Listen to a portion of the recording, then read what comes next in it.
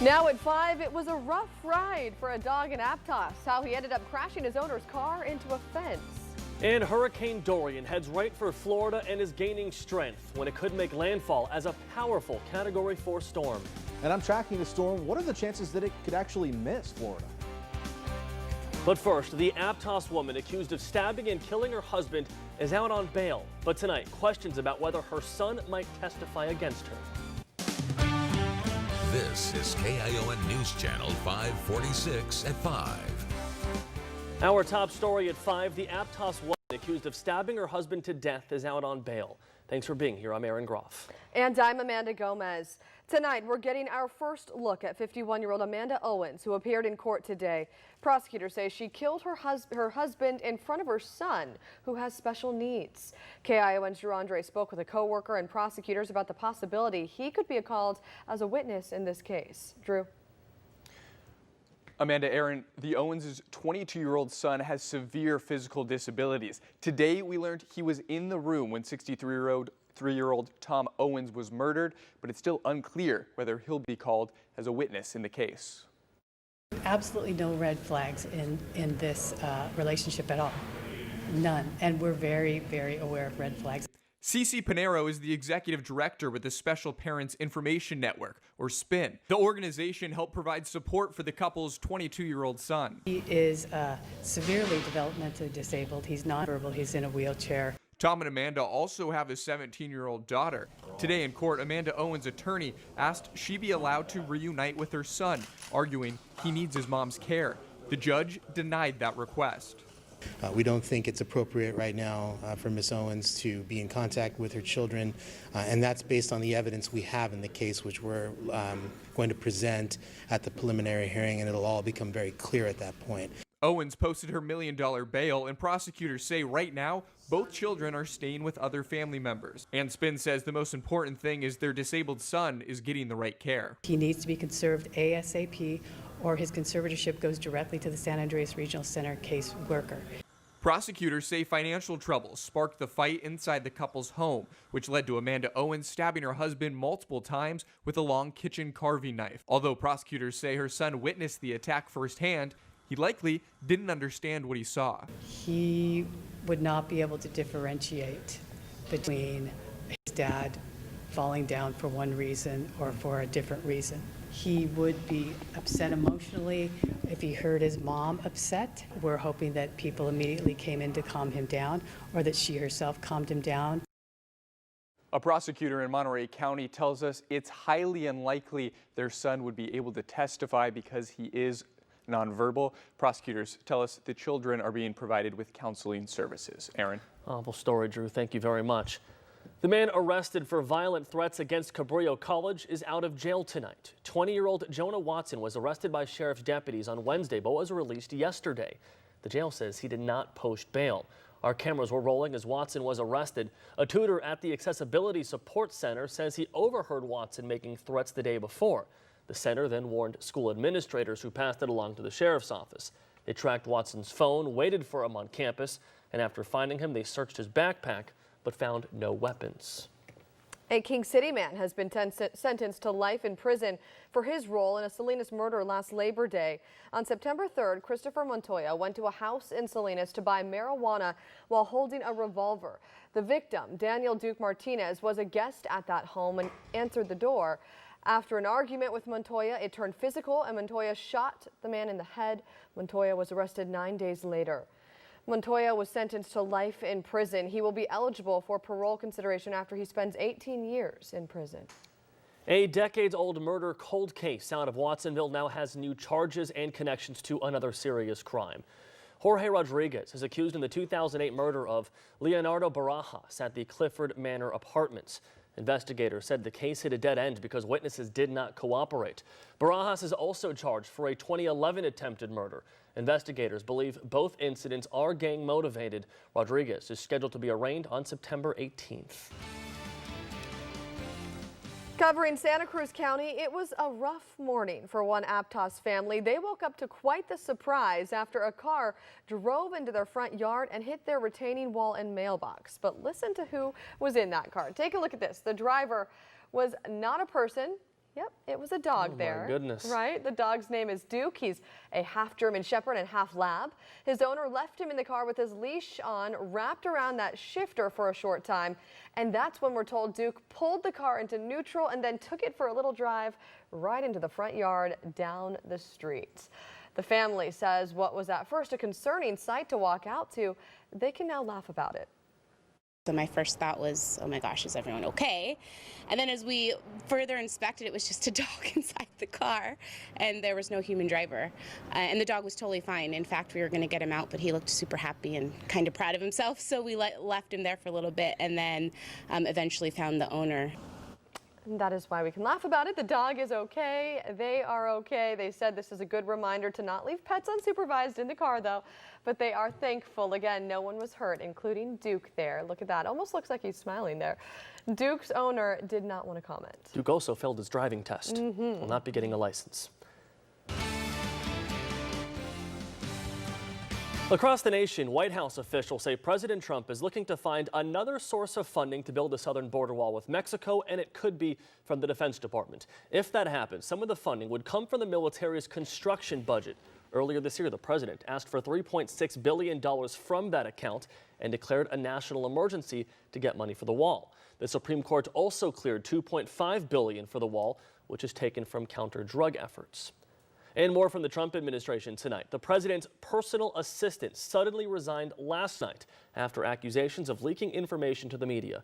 Sources say Madeleine Westerhout gave private details about the president's family and gossiped about news personalities wanting access to the president. But now to that developing severe weather. Hurricane Dorian is gaining strength in the Atlantic with Florida right in its path. The storm is expected to make landfall as a powerful Category 4 storm just in time for Labor Day. Nicole Killian reports from Cocoa Beach, Florida. Follow her, follow her. The race for essentials kicked into high gear Friday along Florida's Atlantic coast. I've already got all my plywood, my shutters, fuel, food, water, everything. Shoppers took advantage of Hurricane Dorian's slow approach to stock up on items such as flashlights, batteries, and water. You get as much as you can get and call it a day. They allow us 3 here today. At many gas stations, drivers are waiting in long lines to fill their tanks. Just a little bit more patience, a little tolerance. That's my advice. Dorian is expected to hit Florida's east coast as a Category 4 hurricane with 140-mile-an-hour winds. The one thing that's been pretty certain is that this thing's been getting stronger very consistently. As NASA officials move mobile launchers indoors at Kennedy Space Center, workers along the Cocoa Beach Pier boarded up to hunker down. Trying to make sure we're done early so that our team members can have the opportunity to go home and be with their families. Dorian threatens to bring life-threatening storm surge and flooding to the region over several days. You got to be prepared. You got to be safe than sorry. The storm could be the strongest to hit Florida's east coast in almost 3 decades. Nicole Killian, CBS News, Cocoa Beach, Florida.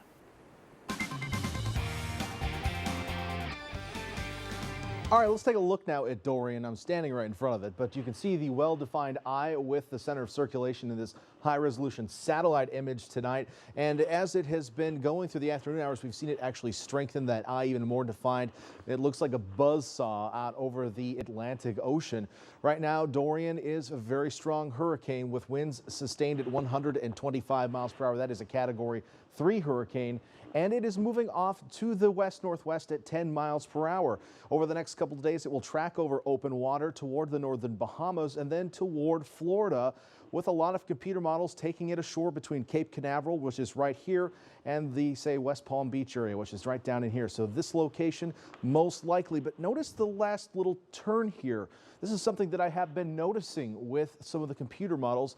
They have been showing that turn a little bit earlier and earlier. So perhaps we may get lucky and see Dorian go a little bit earlier. Now, Florida will certainly be dealing with the impacts from Dorian, but maybe we could get rid or escape a direct landfall. We'll have to see over the next couple of days as Dorian approaches, but right now, folks in Florida should still prepare for the worst. Back to you.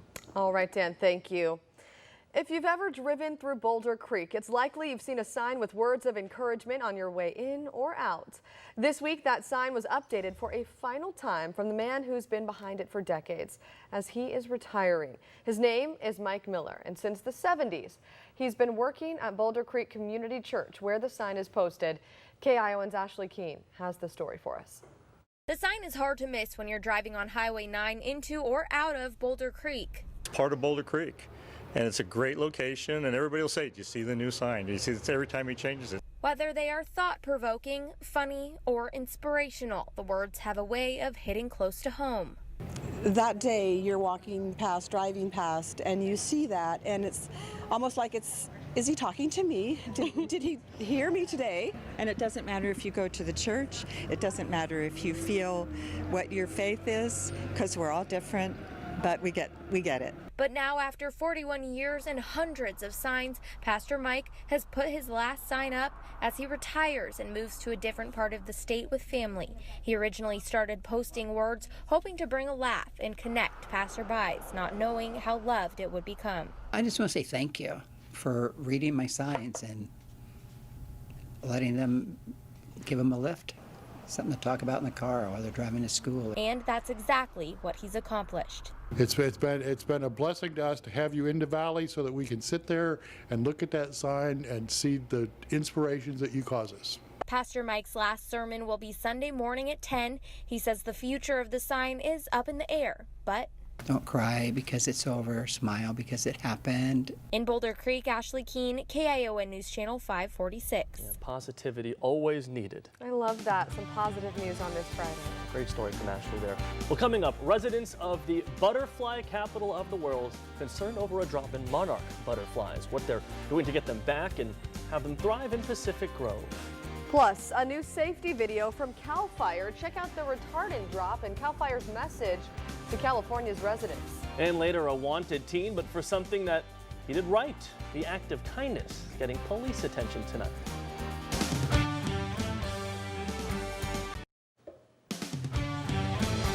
Three new projectile attacks in northern Monterey County, and the area is expanding. What place has now been targeted for the first time? Plus, video out of Santa Cruz County shows a man being slammed by a rushing wave, and more big waves to come. And it is New Year's Eve. What is our law enforcement doing to make it as safe as possible all around the world? Plus, as the sun sets on this, the final night of 2019, what you can expect from the weather in 2020. And Americans told to stay away, a U.S. embassy in the middle of violent protests. What demonstrators say brought them there. This is KION News Channel 546 at 5. We begin at 5 with more projectile attacks around North Monterey County, and the area is expanding. Thanks for being here. I'm Aaron Groff. Let's get right to a look at these latest cases, with the most recent being last night. At around 6:30, 2 cars were struck by projectiles, one near San Miguel Canyon and the other near San Juan Road. A window and windshield were both struck. But last Friday, the case away from the usual spots on 101 and 156, a truck was hit on Hall Road near Las Lomas. CHP told me just moments ago, this is the first time we have had an attack off of 156 and 101. It has not happened in that area before. So let's get out live to KON's Alicia Machado with these breaking details. Alicia? Well, Aaron, even though last Friday's incident was further away from what's being called Projectile Alley, the CHP tells us this is all still part of the same investigation. Now, I want to show you what we've seen in the past: cracked and shattered windshields, even some damage to the body of vehicles in various cases. In Friday's incident, a pickup truck was struck on the left side of the vehicle on Hall Road near Las Lomas. Just last night, a car's left windshield was hit on Highway 101 near San Miguel Canyon Road, and another vehicle's windshield was struck on the driver's side near San Juan Road, all around the same time. With no suspects in custody yet, the CHP is still on the lookout for the person or people that are responsible.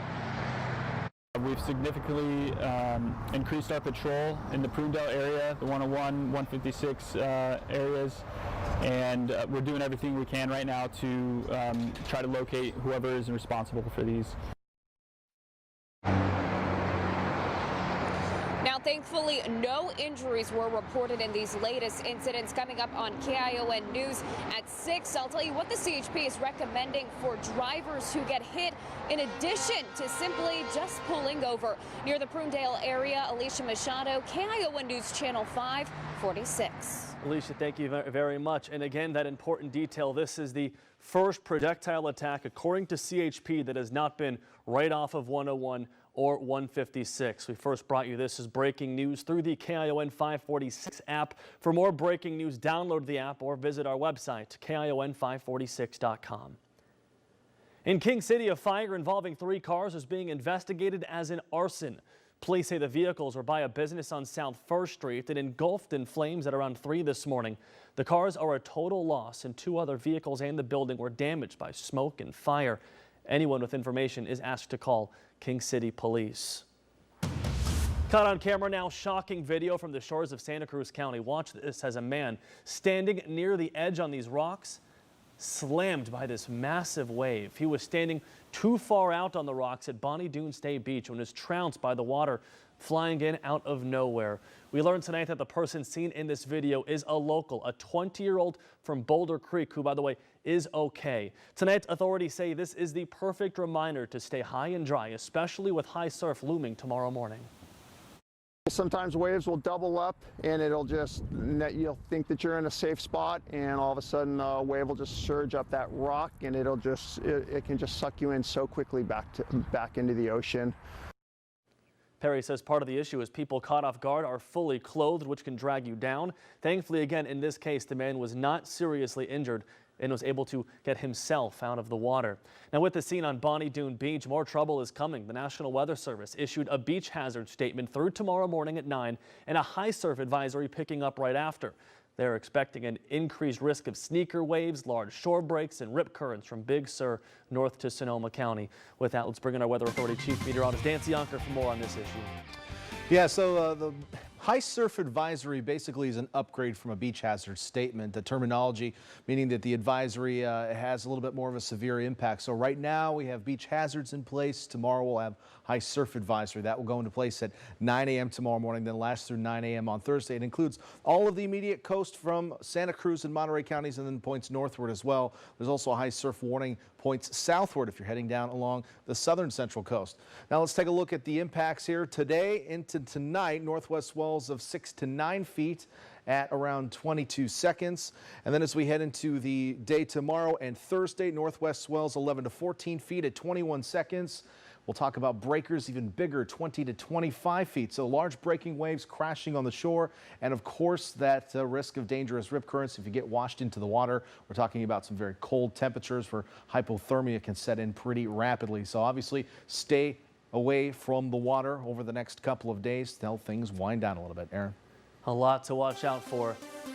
Happening today, you know what we're talking about. It is not the new year here yet, but around the world, celebrations are already underway. In Taiwan, a crowd gathered in Taipei for a fireworks show when the clock struck midnight. In Singapore, there was a celebration over Marina Bay to mark the new year.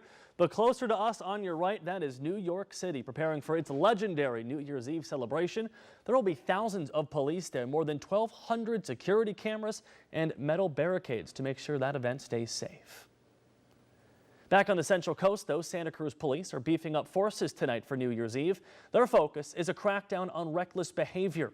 KION's Drew Andre is live now with these efforts from law enforcement. Hey there, Drew.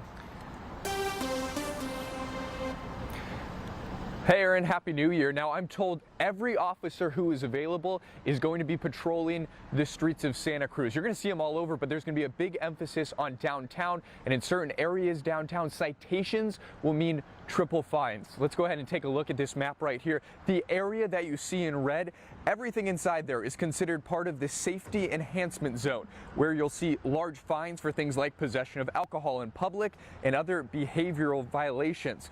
This is in effect starting right now until 5 a.m. and it means some people visiting Santa Cruz are deciding to stay around in, are deciding to stay in one place instead of hopping around. We've been all over the world and on New Year's Eve, and it's people drinking and drugging and driving and having a good time. You have a good time, just stay put and enjoy the evening that way. In downtown Santa Cruz, Front Street and Bulkhead Street will be closed later this evening from after 10 to roughly 12:45 a.m.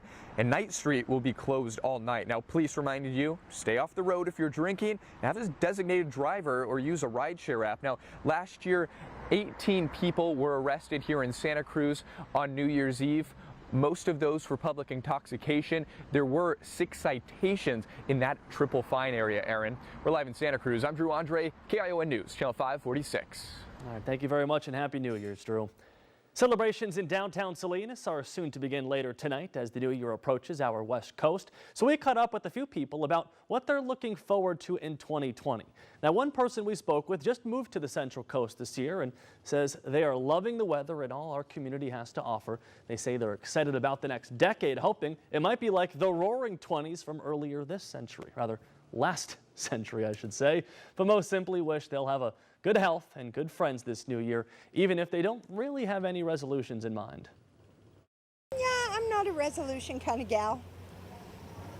You know, why make a resolution that you're just going to break in 6 days? I'm so glad to have my friends, my family, including my friend of 50 years. We met in college at Sonoma State.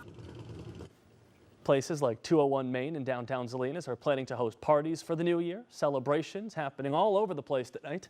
Police will be out on patrol looking for drunk drivers and reckless behavior. And we always want to stress the importance of not drinking, especially tonight on New Year's Eve. However, unlike Christmas, AAA says that their Safe Ride Tipsy Taxi service is not for our area on New Year's. They'll be in Southern California instead. They were here for Christmas time. That doesn't mean there are not other options. Take a taxi, an Uber, or a Lyft. If you're heading to the Bay Area, Lyft, in fact, has a deal there. $10 in free ride credits between 5 p.m. and 2 a.m.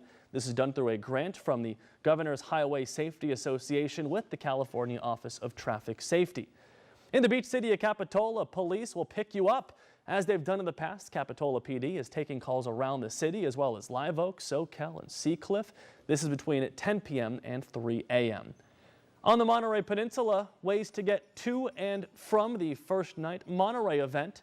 If you are wearing a First Night button, you have a free ride on all MST lines. There is a park and ride from the Del Monte Shopping Center to the Transit Plaza in downtown between 3 p.m. and 1 a.m. Details on how to get home to your specific city and neighborhood from Salinas to Marina and Carmel, that is all on our website, KION546.com. When you drink and drive, you put yourself and others at risk. There is another maximum enforcement period for highway patrol. The Monterey area CHP tells KION that they made 7 arrests last year between New Year's Eve night and New Year's Day. In California, 25 people were killed, at least, in collisions involving drunk drivers during their New Year's maximum enforcement period. In that 102-hour span, there were also 270 injuries and more than 1,100 arrests for impaired driving. Developing tonight, American citizens are being asked to stay away from the U.S. Embassy in Baghdad after violent protests there. Thousands of people angry about recent airstrikes gathered inside. Watch. Some demonstrators were able to breach a wall and get into a reception area where they set fires and drew graffiti. Embassy guards used stun grenades and tear gas to hit back while the troops were on lockdown. This unrest comes after airstrikes on Iran-backed militias in Iraq that killed at least 25 fighters. The Pentagon says the strikes were in retaliation for a rocket attack that killed a U.S. contractor.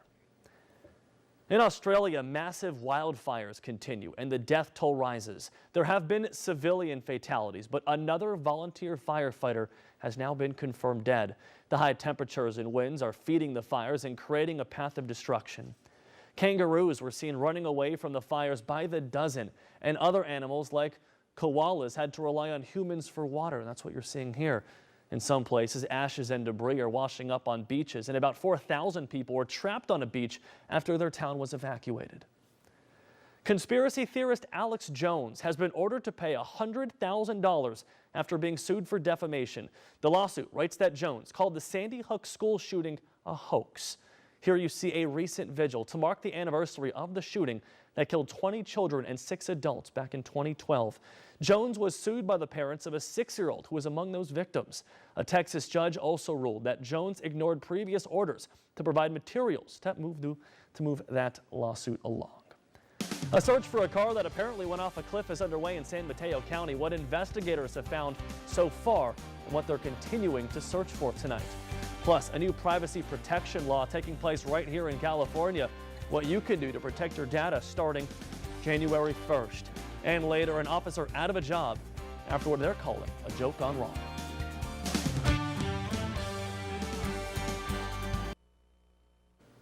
We're back around California. A search is underway in San Mateo County, but it's a mystery with few clues. Authorities are working to figure out if or why a car went over a cliff. The fire department says a witness reported seeing a car driving north on Highway 1 before it left the road and went off the cliff near Gray Whale Cove. Since then, the search continues in the water, on the ground, and in the air. Investigators say they have found car parts and tire tracks, but no sign of a car at the bottom. It's been a big controversy over the last few years. Tech companies that collect personal information and then earn big money selling it. But a California law going into effect tomorrow will allow people to limit the spread of their information. John Blackstone looks at how the new law and pushback from these companies. The familiar login page on many websites that asks for personal information will have something new on it beginning in the new year. At least if it's someone in California who is logging in. And one of the requirements of the California law is on the home page of your site that you actually display a button that says, "Do not sell my data." Chris Babel, CEO of data privacy company TrustArc, says consumers in California will have broad new control over data collected about them. As a consumer, I can come and ask you for my information. I could ask you to delete that information such that you purge it and you tell the people you've shared it with to purge. Other parties and just kind of keep it to yourself. Many in the tech industry, whose business models often depend on the collection of consumer data, fought hard to stop the California Consumer Protection Act from becoming law. This is a story of only in America. You know, one person being able to take on an industry. Alistair McTaggart was determined to win new protections for consumers by lobbying in the state capitol and funding a campaign to collect signatures for a ballot measure. Fortunately, you had the money to do it. I've read this cost you, what, more than $3 million? Mm-hmm. You know, I've been super fortunate in my life, and I do believe you have a duty to try to make the world better. McTaggart, a San Francisco area commercial real estate developer, got involved after learning just how closely big internet companies are tracking us. The companies tell us this is good for us, that it helps them provide us services. I don't know about you, I've never encountered a real live human being who comes to me and says, you know, my big problem, I don't get enough relevant ads. California's Attorney General is responsible for enforcing the law, and companies may dispute its requirements. Facebook says its current privacy rules already comply with the new law, including its ban on selling user data. The company says it supports the new legislation. For now, the new protections apply only in California, but the state has 12% of the U.S. population, and a few companies, including Microsoft, have said they will extend the same rights to all Americans. John Blackstone, San Francisco. Well, we have a new year with an old champion. According to Wedbush Securities, the iPhone was the best-selling tech product of the year. Apple also took the #2 spot for 2019 with an estimated 65 million pairs of AirPods sold. Amazon came in third with its Echo line of speakers. Let's bring in our Weather Authority Chief Meteorologist Dan Cianca now with that New Year's Eve forecast. Hey, Dan. Well, we are finishing off the day on a pretty nice, the year, the month, the decade, the day, the month. There is some argument on whether the decade ends tonight or a year from now tonight. I say tonight. Yeah, well, there you go. Let's take a look at how things are winding down.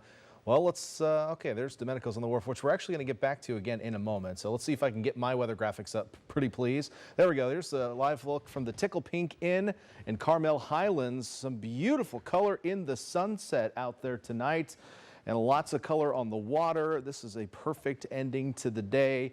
And now we're going to go back to my Domenico's on the wharf shot here. And you can see, looking the other direction, some nice blue hues in the sky. So a beautiful evening here to cap off this 2019 and the day on Tuesday, honestly. Temperatures right now in the upper 50s around the bay, really not too bad. It will be a little cool tonight, a few spots even in the 60s inland, already dipping into the 40s up in the mountains in San Benito County. And for the rest of your night, this is what it looks like. Temperatures will be in the 40s if you're going to be out celebrating in the weather, in the elements. Well, luckily, it's only the cool temperatures you're going to have to deal with as we're looking at partly cloudy skies, a few high clouds building in tonight, but otherwise some pretty comfortable readings. I think those are the fireworks going off in the background. High clouds and precipitation showing just some of these high clouds passing through. Ridge of high pressure really in control of the weather right now, and a few of these high clouds are building and pushing over. And as we zoom up a little bit to the north, you can kind of see where the wet weather has been forced, and that is on the coast of Oregon and Washington. That's where it's going to stay for the next several days as the ridge will continue to block storm systems. And the only things we may have to worry about are some passing clouds at times. Futurecast will show an increase in clouds overnight. We could actually see some mid to low level clouds as we head into the day tomorrow. So this is 5 a.m. on your New Year's Day. And then as we head into the afternoon, a few passing clouds. I don't really think it's going to be as thick as the model showing tomorrow. I think we'll just see some patchy clouds. It's looking mostly cloudy in the model. I think it'll be partly cloudy with some sunshine peeking in. In fact, I think tomorrow will be today. So start to the Santa Cruz at 64, Capitola in the 60s, Ben Lomond, Scotts Valley all in the 60s tomorrow, looking pretty comfortable. Over to Watsonville, you're going to be in the 60s as well. 63 in Prunedale and Salinas, 64 in Hollister. Castroville tomorrow at 60, and Gilroy tomorrow at 64 degrees. So we head over to the Monterey Peninsula. Highs in the low 60s in Seaside of Monterey. We'll see in the 50s in Pacific Grove and Pebble Beach. And then away from the coast and in the south, we'll see highs in the mid 60s up and down the Salinas Valley. And a few spots in the south will have the potential for some frost overnight, but the clouds should mitigate that to some extent. Well, we'll see temps in the low 30s. Now, as we look forward for the first week of the new year, here's what you can expect. One other thing tomorrow is we'll have some winds picking up in the afternoon, northwest winds coming in at times, but highs will be seasonable to slightly warm for the next several days. One weather system sliding by to the north tomorrow, again just bringing a few clouds and a little wind. Another one on Saturday, probably the same thing, a few clouds.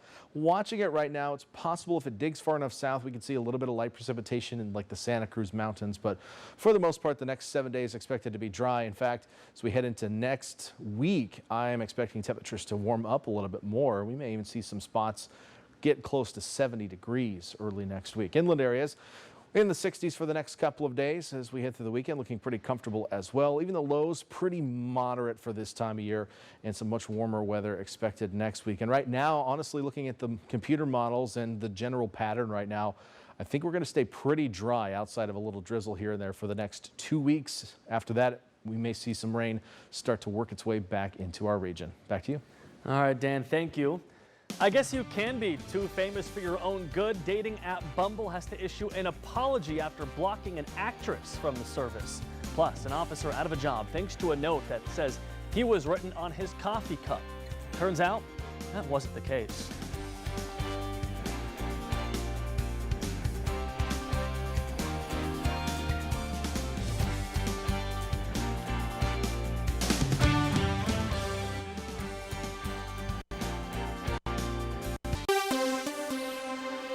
Coming up tonight, all new at 6, a routine visit to the doctor ended up costing much more than a woman bargained for. How much she ended up paying after going in for just a sore throat. Her total in the thousands of dollars. And help from an unlikely source, an iPhone. What feature helped the woman contact 911 during an assault? Trending today, a Kansas police officer is out of a job. The department found out he faked a story about a McDonald's employee writing an expletive on his coffee cup. Over the weekend, the officer showed the police chief a note on his cup that he said was put there when he went through the drive-thru on his way to work. That's what you're looking at on your screen now. After looking at surveillance video, the chief said it showed a different picture. The 23-year-old officer, whose identity has not been released, resigned after police discovered it was a hoax. This was meant to be a joke. However, we can see that how something so serious can get so out of control very, very quickly. I hope he understands the magnitude of the black eye that this gives the law enforcement profession from coast to coast. The police chief said he does not expect criminal charges against the officer. In a news conference, the chief applauded McDonald's for their investigation and thanked them for working with police on the issue. Another story getting attention tonight. Sharon Stone's love life took an interesting turn yesterday after she reported being blocked on a dating app. The Basic Instinct star said Bumble closed her account when users reported it couldn't possibly be her. Guess you can be too famous for your own good. She said, "Don't shut me out of the hive." Bumble responded by saying she can go back to bumbling, and they hope she finds her honey. How about that? It is a first for a collectible classic. What's different about the newest American Girl doll? Welcome back. The 2020 American Girl Doll of the Year is a surfer girl and the first American Girl doll ever with a disability. Joss Kendrick is a 10-year-old surfer and competitive cheerleader from here in California. She was born deaf in her left ear and can hear a little from her right. She is the first to have a disability as part of her story. Very nice to see. That is very cool. All right, we're coming up back at 6 o'clock, but if you're not going to join us, Happy New Year, everybody. Have a good night. Still hope to see you there.